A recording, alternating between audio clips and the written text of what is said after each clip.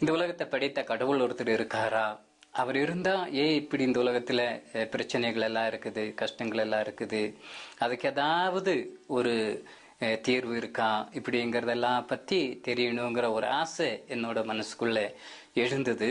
சந்திரன் தமிழ்நாட்டில் உள்ள நீலகிரி மலைகளில் உள்ள படுக பழங்குடியை சேர்ந்தவர். சந்திரன் ஒரு நல்ல பெயர் போன குடும்பத்தை சேர்ந்தவராக இருந்தாலும் அவர் தனக்கென்ற ஒரு வாழ்க்கை வாழ ஆரம்பித்தார். ஒரு 6th 7th ஸ்டேஜ்லயே நான் இந்த கேர்ள்ஸ் விஷயத்துல எல்லாம் ரொம்பவும் இன்வால்வ் ஆகிறதுக்கெல்லாம் ஆரம்பிச்சேன். ஈவன் ஒரு மேரிட் மேன் எப்படி இருப்பாங்களோ அப்படியெல்லாம் இருந்திருக்கேன். ஆனா ஸ்கூல் லைஃப் அதுல எஸ்பெஷலி 9th 10th 11th எல்லாம் ரொம்பவும் மோசம். கல்லூரியில் சேர்ந்த பிறகும் தன்னுடைய பழக்க வழக்கங்களை தொடர்ந்தார். ஒரு காலகட்டத்தில் வாழ்க்கையில் எதுவுமே அவருக்கு திருப்தி அளிக்காத நிலையை எட்டிவிட்டார். இந்த சமயத்தில் அவர் இறைவன் பற்றியும் சிந்திக்க ஆரம்பித்தார். கடவுள் இருக்காரு அப்படின்னு தெரிஞ்சா அதுக்கு தகுந்த மாதிரி நம்ம லைஃப் ஸ்டைல மாத்திக்குவோம்.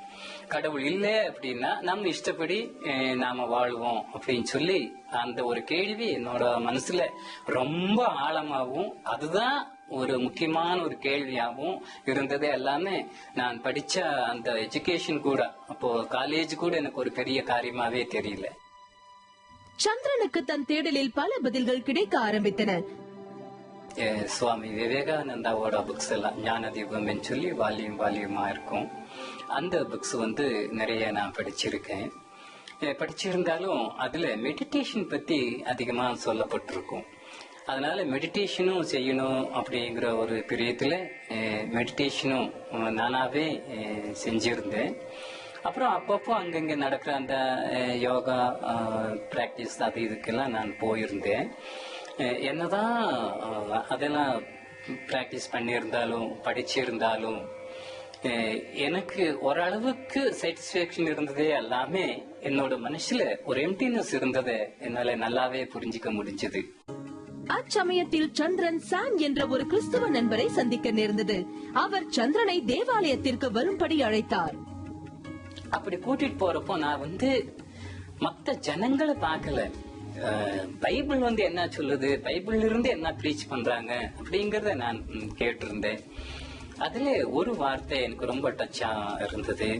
மத்தேயு 8:17 அவர்தாமே நம்முடைய நோய்களையும் பலவீனங்களையும் சுமந்தார் அப்படிங்கிற வார்த்தையை கேட்கிறப்போ எனக்கு ரொம்ப இந்த உலகத்தில் இருக்கிற எல்லா ஒரு கஷ்ட நஷ்டத்துக்கும் ஒரு சொல்யூஷன் கிடைச்ச மாதிரி இருந்தது. அதனால தொடர்ந்து அந்த பைபிளை நான் வாசிக்கணும் அப்படிங்கிற ஒரு ஆசை வந்தது. அவருடைய நண்பர் சாம் அவருக்கு ஒரு புதிய ஏற்பாடு பரிசுத்த வேதாகமத்தை பரிசாக அளித்தார். புதுசா பைபிள் எனக்கு கிடைச்சதுனால ராத்திரி பகலா அதை அதிகமா படிக்க ஆரம்பிச்சிருந்தேன். அதுல குறிப்பா ரோமர் புத்தகத்தை நான் படிக்கிறப்போ ஆண்டவர் என்னோடு நேருக்கு நேரா பேசுற மாதிரி இருந்தது.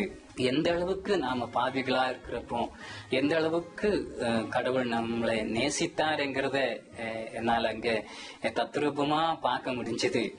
அப்படி பாக்குறப்ப எனக்கு ரொம்பவும் என்னோட மனசுல இருந்து எல்லா கேள்விகளுக்கும் அதுல பதில் இருந்ததா எனக்கு தெரிஞ்சது. அவர் சுவிசேஷத்தை படித்துக் கொண்டே போன போது ஒரு நாள் ஒரு வாசகத்தின் மூலம் அவர் ஒரு பாவி என்று தீர்மானித்தார். அதன் பிறகு அதை இறைவன் ஒரு மனக்காட்சி மூலம் உறுதிப்படுத்தினார். வாழ்க்கையில நடந்த ஒவ்வொரு சம்பவத்தையும் 7 சினிமா காட்டின மாதிரி எனக்கு காட்டி இருந்தாரு.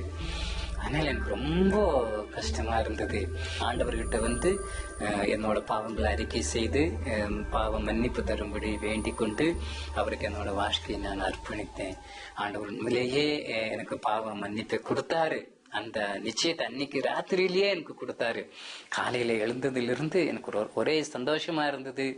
அது வரைக்கும் மனசில் இல்லாத ஒரு சந்தோஷமும் ஒரு சமாதானமும் என்னோட மனசுல இருந்தது. என்னோட வாழ்க்கையே கர்த்தராகிய இயேசு கிறிஸ்துவுக்கு நான் அர்ப்பணிச்சேன்.